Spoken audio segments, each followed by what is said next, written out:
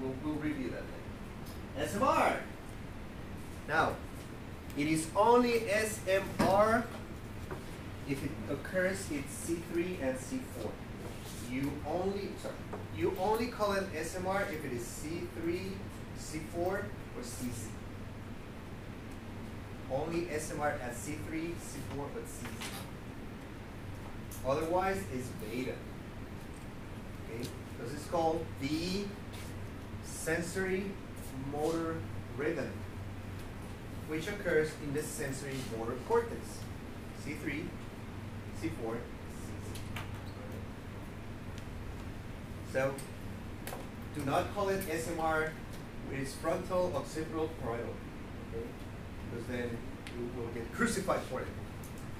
So, CC, C4, CC, SMR, C3, C4, okay? And so again, to avoid that, you're never gonna hear a person in the neurofeedback field saying, I want you to reward SMR. We're gonna say, I want you to reward 12 to 15. So we don't talk about the brainwave names, we talk about the frequencies to avoid that kind of misunderstanding. So it correlates with a relaxed and alert mind. So when you're alert, but you're relaxed, you're making good SMR. You're focused, but you're calm. You're not hyper-focused. You're not hyper-vigilant. Okay, you're very relaxed and you're very focused. A relaxed muscle tone. So you're sitting there and your body's feeling relaxed and your mind is feeling relaxed, you're making good SMR. Your motor cortex is just telling you it's okay. There's nothing to be stressed out about. There's nothing to lose your concentration about. We use it to train muscular pain. We use it to treat headaches, tension-type headaches, and migraines. So,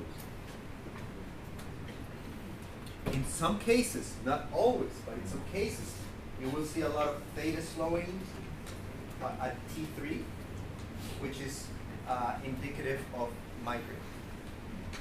Not always, but a lot of migraine clients will get a lot of theta activity at T3. So a good protocol for migraines could be CZ to T3, and you downtrain all the slow brainwave activity, and you reward 12 to 15. All right, no SMR, 12 to 15, because T3 is not SMR. 12 to 15 is going to be 12 to 15. It's going to be big. So CZ to T3 is a good protocol for migraines. Right? If the activity on the EEG is shown at T3. Okay? So for a lot of people, that's the epicenter of their migraine, and CZ to T3 is a good protocol for that. Now, if you have fast brainwave activity nexus, like high beta, well, then you want to inhibit that as well. But mostly it's the hypoperfusion. Okay, is the vasoconstriction, and is the brain not getting enough blood and flowing enough oxygen that sometimes triggers the migraine. So for tremors, essential tremors, there's some of us who have essential tremors, I do have them. They're better now, but I do have them. It's not Parkinson, but it's tremors. But you can use it to treat Parkinson-like tremors too. So you want to reduce essential tremors or Parkinson, SMR 12 to 15 is a good training idea as well. It's a good frequency to reward. I didn't put it here, but it's good for epilepsy as well. 12 to 15 is usually the standard protocol for epilepsy. Now, where? Well, it depends on where the epileptic form, the source is localized. And we'll look at some of them. Okay. Also good for chronic pain, so your fibromyalgia or your neuropathies, different types of neuropathies. The fibromyalgia, SMR is good. And it's the motor and sensory output, which means if you're making SMR, you can sit down and be relaxed. So, hyperactive people, they don't make a lot of 12 to 15. And that's why you do theta SMR or theta beta, because you want that motor cortex to give more output and say, no, you can sit down, relax, there's no need to move like a maniac. All right, there's no need to run all over the place. And you will see in EEGs that hyperactive kids have a lot of theta, a lot of delta, a lot of solo alpha, very little to none 12 to 15. So you reduce the excess slow brainwave amplitude, and then you reward 12 to 15. Okay? So it's present when the motor circuits are inactive. So if you're sitting down, you're quiet, you're being good like you all are being right now, you're making good SMR. You might be making some delta, some theta, because some of you have to wake up early this morning, or some of you didn't sleep well last night, you know. But if you're making good SMR, you can be sitting there, be focused, be relaxed. If you were hyperactive, you would be going crazy right now. Your brain would be telling you, get up, get up, get up, get up, get up, get up. Okay? So, and that's normally how it goes for hyperactive. So it increases with stillness, and it is reduced with movement. So the moment I tell you get up and walk, your SMR will drop, because your motor cortex needs to go into action. Okay, so you need to walk, you need to move. Now, it's related to sleep spindles during stage 2 sleep. So SMR is good for sleep too. All right. So one of the first things I noticed, the first two things, ADD, ADHD parents of parents of ADD, ADHD clients tell me is the kid's sleeping better, he's more focused. And one of the first thing they notice is they're sleeping better, and it's because of the SMR. And the third thing that changes, we don't look for it, but it changes, is they grow in height. Because ADD kids are normally sleep deprived, and it is during sleep when we secrete the growth hormone. So as soon as the kids start sleeping better, they get taller. And it's because of the SMR, in part. Okay? So CC training theta SMR, or down training anything above 20, let's say down training 25 to 35 hertz, and up training SMR is good for sleep. If you want a client who wants to sleep better, you can do CC training 12 to 15, and reduce anything that's high, and that usually helps. It doesn't work for everybody, but it's a good protocol to try. So if the client wants just to sleep better, if there's no sleep disorder involved, and you want the client to sleep better, then you can try with them. So if we want to reduce hyperactivity, we uptrain it. It's reinforced in theta to beta. So in the theta beta training, you reinforce 12 to 15, 13 to 21. That's what you reward. 12 to 15, 13 to 21. Now, if there's excess beta, then you don't want to reward 13 to 21, because then you're going to cause more anxiety. So again, every case is different. And what do? We look at the brain. We look at the EEG. Right? So it's permanent in motor cortex, otherwise it's beta. It's generated by the brain stem and the cortex. And it's neutral positive perfusion. Neutral positive perfusion. The brain is getting enough blood, enough oxygen, enough glucose to be relaxed and focused. So you're not getting too much, you're not getting too little. You're getting the right amount of blood perfusion with SMR. And that's why it works so well for epilepsy. That's why it works so well for migraines. Paul, how are we doing with time? What time do you want me to take a break?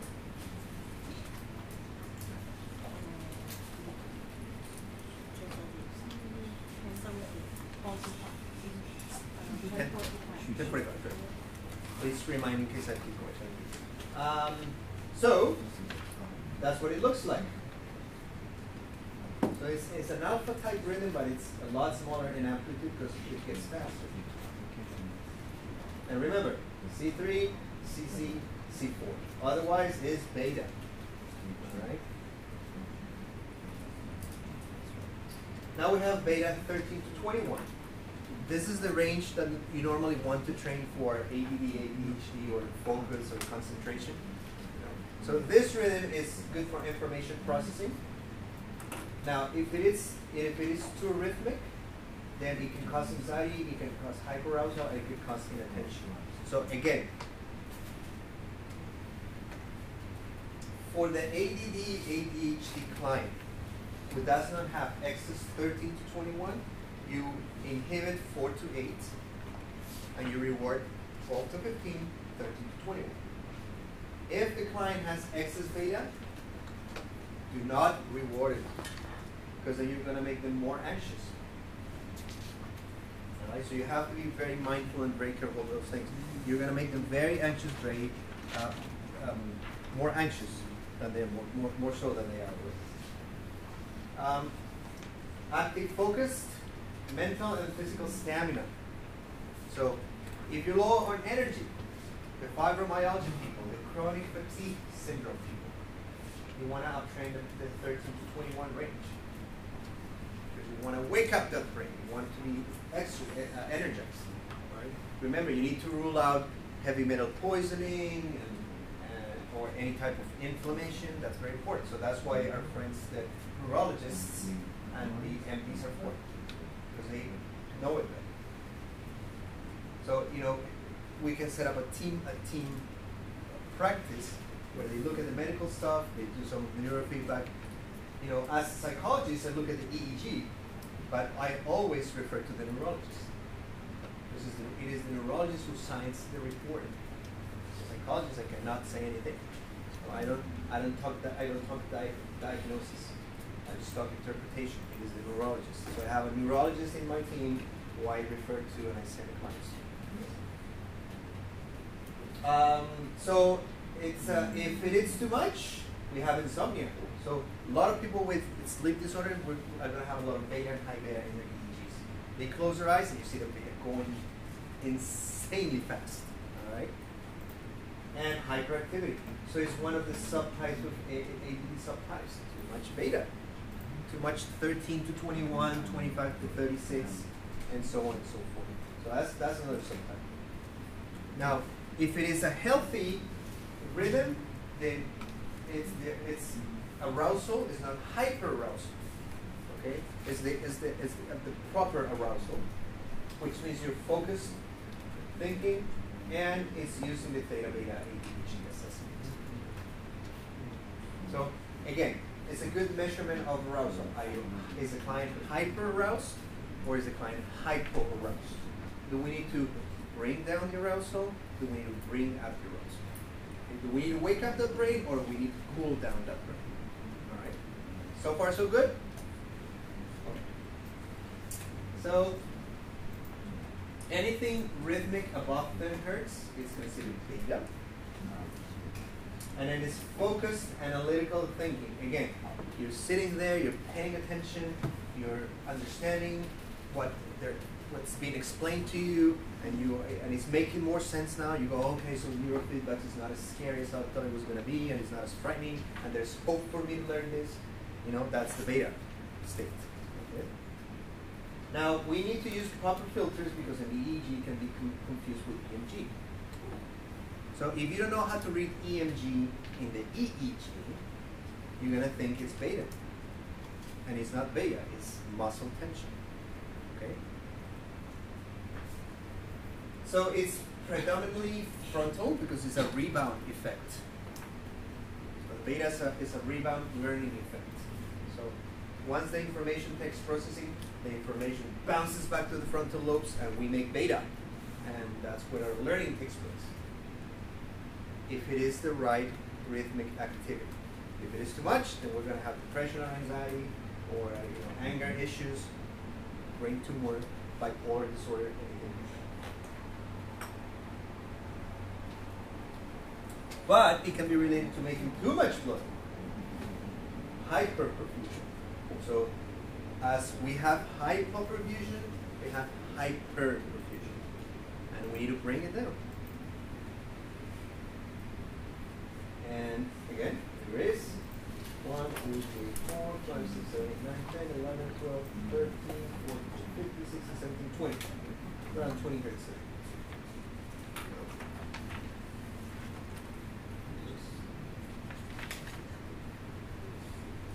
You got beta 2 or high beta. So it's high cognitive processing, but on the negative side causes fretting, rumination, meaning once that nasty thought enters your head, you start thinking about it over and over and over. And as much as you want to get it out of your head, you don't get it out of your head, because the more you try to stop thinking about something, the more you think about that one something. So it's very, very debilitating. So OCD type symptoms. It's seen in alcoholism. So alcoholic patients will make more beta and high beta. Very low alpha.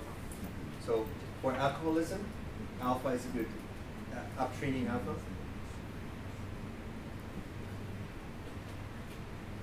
Or the alpha theta protocol in addictions. We want to decrease all that high beta. Brainstem and cortex. And it's very debilitating. So it's the kind of anxiety client or hyper-vigilance client that is being sick all the time. You know, they get sick, they get very tired, and they're tired because they don't sleep. So they crash. So it's the kind of client that is at risk for a psychotic breakdown. You have to bring it down.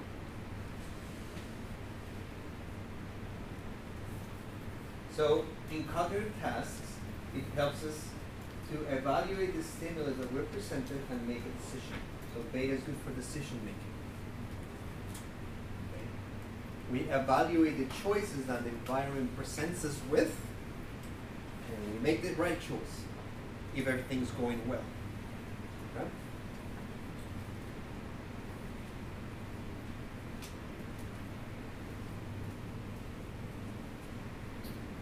So that's what it looks like. It's a lot faster with that.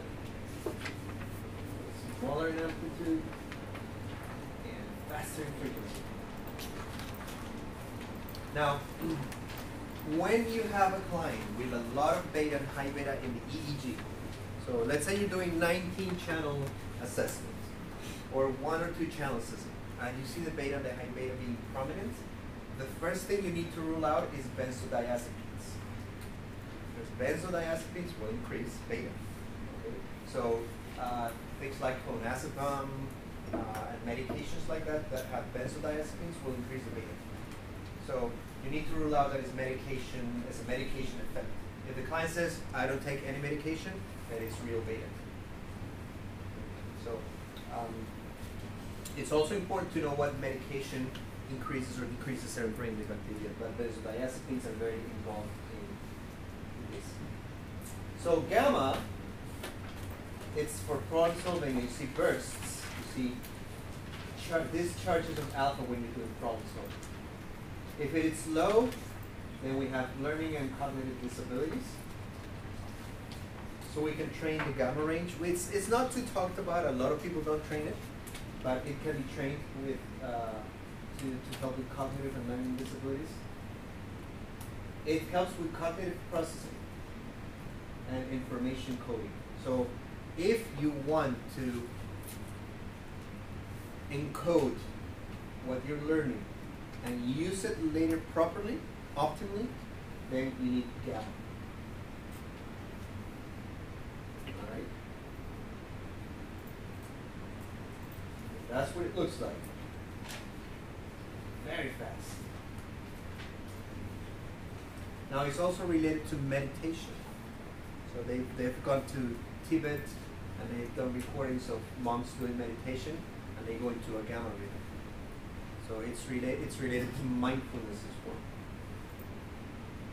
Mindfulness introspection states. Which is interesting for being such a fast rhythm. You wouldn't think that meditation would induce it, but it does induce it.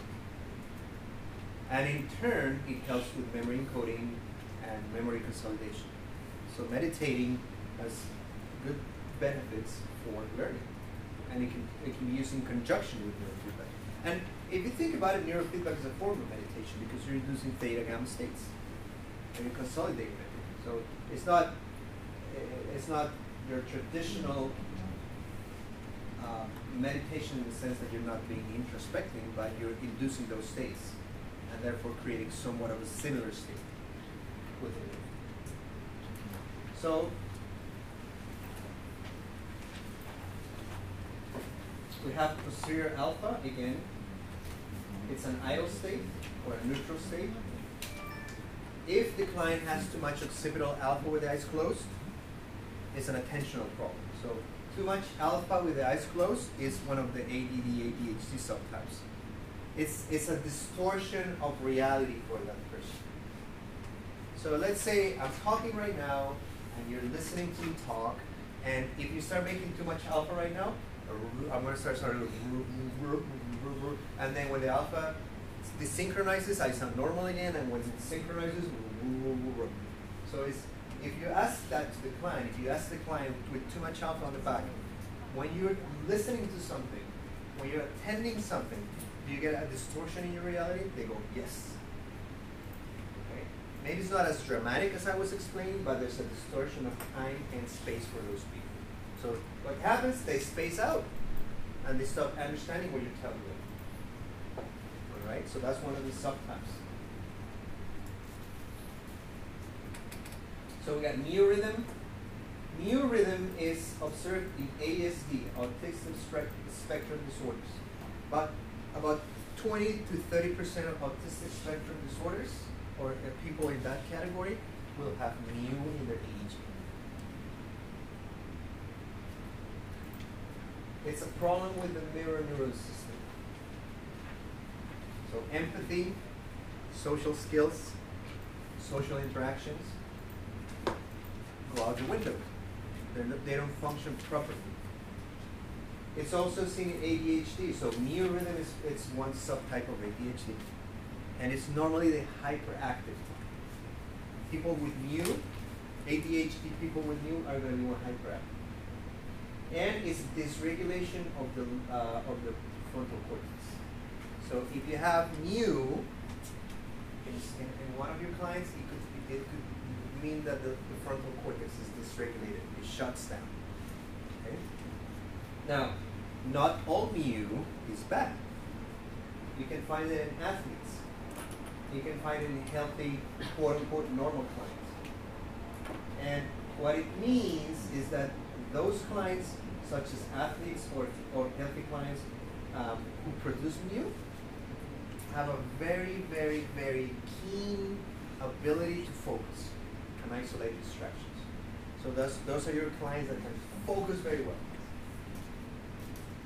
and are very good at isolating distractions.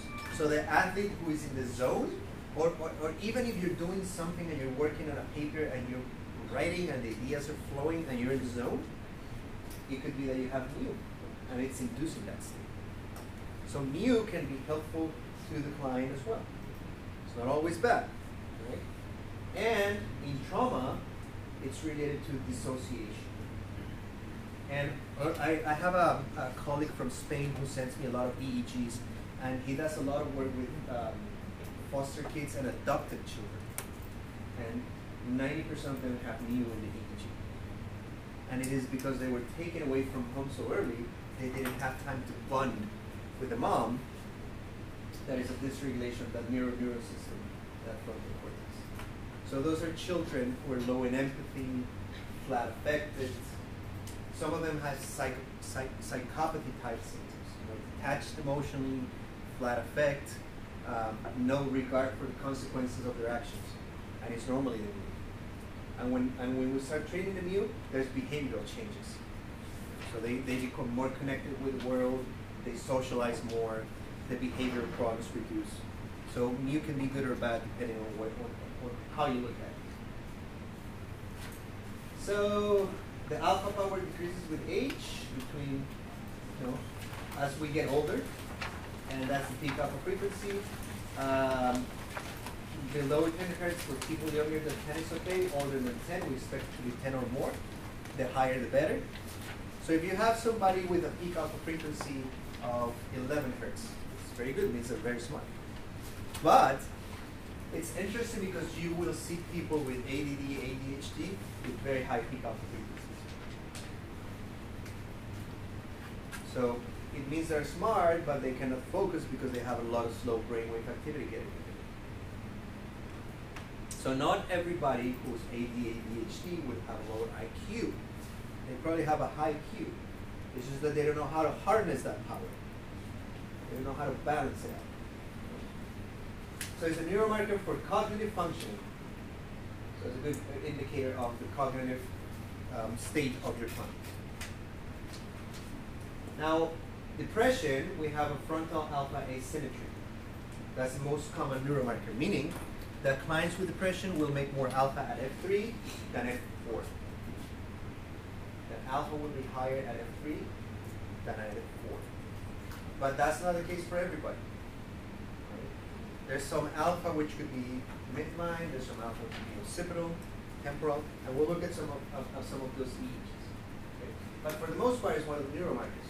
So if you have a client and you're looking at the EEG, and here you have the alpha at F3, and here you have the alpha at F4, and the amplitude is way higher here, you're going to suspect depression. You need to rule it out, but you're going to suspect it. Okay? On the other hand, if it is too much on the right side, it's more related to anxiety and fear. So the left brain is the emotional brain. So this is emotional and verbal. This is social. So anything on the right brain is going to be social issues. Being withdrawn, being low in apathy and empathy for other people, not being able to control your behavior. And this is going to be your verbal memory, your tip of the tongue phenomena, your depression. So this is the emotional, the verbal side. This is more of your emotional, social side. Okay? And when we look at the EEGs, it's going to make more sense to you.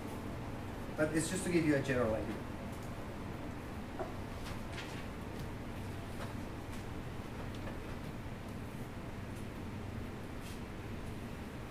So, unhealthy alpha rhythms in the brain correlate with anxiety, alcoholism, trauma, the cholinergic system, and the serotonergic system. So it could be acetylcholine, dopamine, or serotonin problem. And you can supplement that. There's supplements for that, or you can do. One of the things I normally recommend for clients with depression and anxiety is that they have a neurotransmitter assessment. So there's a way of doing it, and they can read how your serotonin is and your dopamine and your acetylcholine and all those neurotransmitters that I sent you. And we have a count of that, and we can supplement and do neurofeedback and cognitive behavioral therapy. So whatever intervention needs to be made.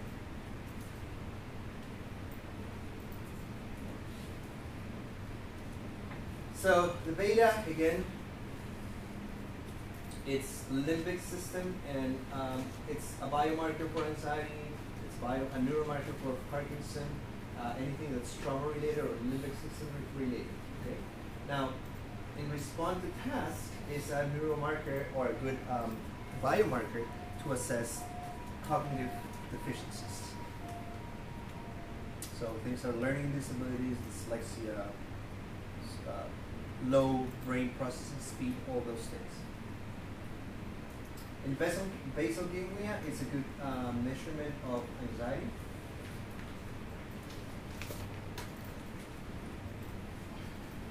So it has to do with dopamine as well.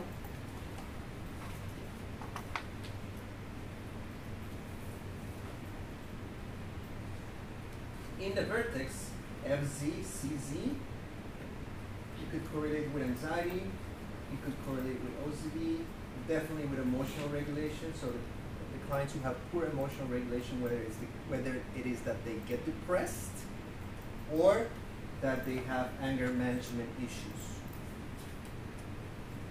It could correlate with inflammation. So if you see a lot of beta, remember, you rule out benzodiazepines, but it could be a correlate of cortical irritability, which means inflammation. And there are many things that could cause inflammation. It could be autoimmune, it could be your diet, it could be the consequence of a TBI. Okay, so you need to look at that.